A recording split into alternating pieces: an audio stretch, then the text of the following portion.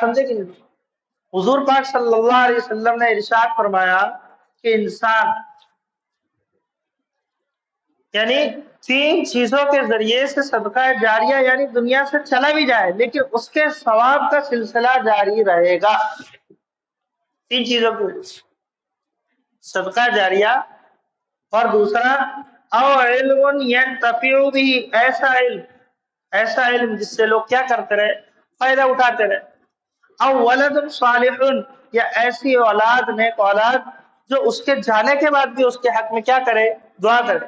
اب یہ تو انسان چلا گیا دنیا سے، لیکن اگر 3 چیزوں میں سے کوئی ایک چیز کر گیا ہے تو اس کا ثواب اس کو ملتا رہے گا اگرچہ گزرنے کو کئی زمانہ ہوگا. مثال کے طور پر ایک چیز کہ کسی نے کسی شخص کو یا علم حاصل کیا یا کتابیں تصنیف کر دی، لکھ دی کتابیں، اب وہ کتاب چھوڑ کے چلا گیا، باقی لوگ اس کتاب کو پڑھ رہے ہیں. جیسے فضائل اعمال دیکھو ہر مسجد میں آپ کو ملے گی، اسی طریقے سے درس قرآن کی کتابیں، تفسیر کی کتاب ہو یا پھر حدیث کی کتاب ہو، چھوٹی کتاب ہو بڑی کتاب ہو، لوگ اس سے زمانے تک فائدہ اٹھا رہے ہیں. کئی کتابیں ایسی ہیں جو 500 سال پرانی لکھی ہوئی، کئی ایسی کتابیں بھی ہیں جو ہزاروں سال پرانی ہیں لیکن آج بھی اس کا سلسلہ، جیسے امام ابو حنیفہ رحمۃ اللہ علیہ کا مسئلہ دیکھیے آپ، یعنی زمانہ گزر گیا لیکن اس کے علم سے لوگ آج بھی کیا کر رہے ہیں، فائدہ اٹھا رہے اور قیامت تک اٹھاتے رہے. علم ایسا علم جس سے لوگ کیا اٹھاتے رہے، فائدہ اٹھاتے رہے. یہ تو تعلیف اور تصنیف کے اعتبار سے. اسی طریقے سے کچھ ایسے بچوں کو انہوں نے پڑھا دیا جو بچوں نے پھر دوسروں کو پڑھا دیا. اب یہ سلسلہ بھی قیامت تک چلتا رہے گا. آدمی اگر مر گیا، زمانہ گزر گیا لیکن اس کے خاتے میں نیک اعمال آج بھی لکھا جا رہا ہے. بات سمجھے؟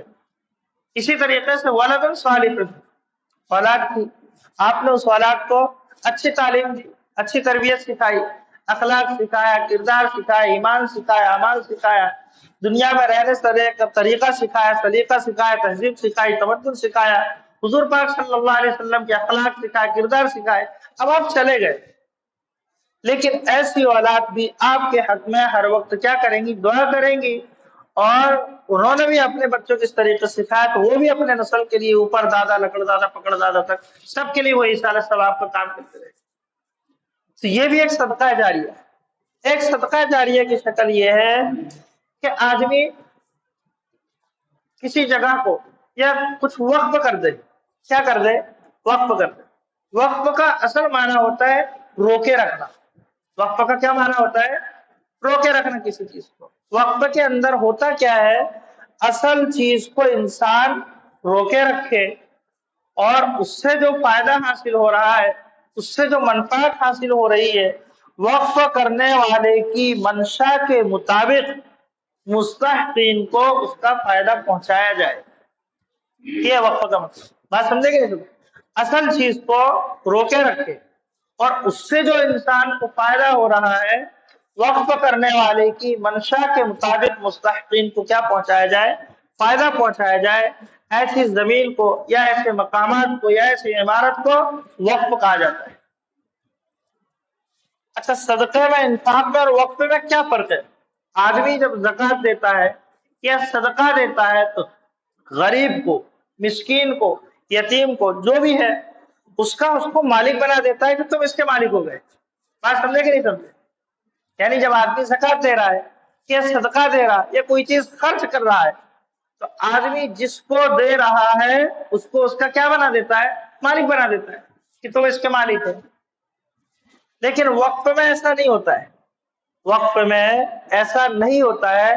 وقف میں اگر کسی نے کسی جگہ کو، کسی مقام کو، کسی عمارت کو، کسی کنویں کو یا کوئی چیز یا پھر مسافر خانے کو اگر وقف کیا ہے تو یہ ملکیت صرف اور صرف ملکیت ہوتی ہے اللہ کی ملکیت میں. اب اس پر جو محافظ اور جو ذمہ دار ہوتا ہے، ایک محافظ کی حیثیت ہوتی ہے.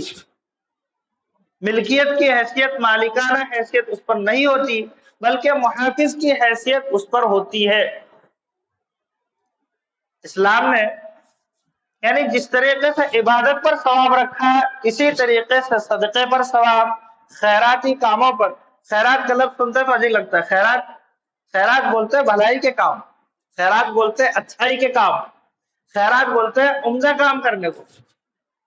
बात समझे ना? तो सदका हो, खैरात हो, भलाई के काम हो, या और वक्फ के जो है, अब ये सारी की सारी चीजें इस्लाम में वक्फ के जो मसाइल हैं दीगर से थोड़े से अलग थलग रखे। आदमी हर एक को सदका नहीं कर सकता ना, लेकिन वक्फ अगर कोई शख्स करे किसी जगह को, अगर उसकी नीयत ये है कि इससे सिर्फ गरीब फायदा उठाए, उसकी नीयत क्या है? इससे सिर्फ गरीब फायदा उठाए, वो सिर्फ गरीब के लिए है। अगर वक्फ करने वाले की नीयत ये है कि इससे गरीब और अमीर हर शख्स फायदा उठाए, तो हर शख्स उससे क्या कर सकता है, लेकिन सदक़े से हर शख्स फायदा उठा सकता है? नहीं उठा सकता है। हाँ, वक्फ से चाहे गरीब हो अमीर हो, यानी हर तबके का लोग उससे क्या कर सकता है? फायदा उठा सकता है। यह वक्फ का मसला है। अब वक्फ